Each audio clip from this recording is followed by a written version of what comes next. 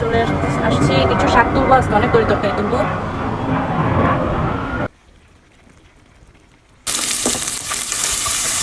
এখানে আমি চলে আসছি, কিছু শাক তুলবো, আজকে অনেক তরি তরকারি তুলবো।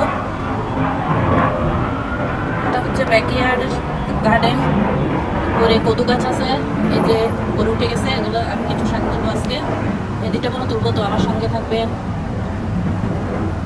এই যেখানে অনেক গাছগুলো এখন বড় হয়ে গেছে মাশাআল্লাহ। বেগুন আসছে ছোট ছোট, ওই যে বড় হয় নাই। লেবু গাছ আছে এখানে, ওই যে আমেরিকান বিনস। এখানে সসিন্দাগুলো বড় হয়ে গেছে দেখেন,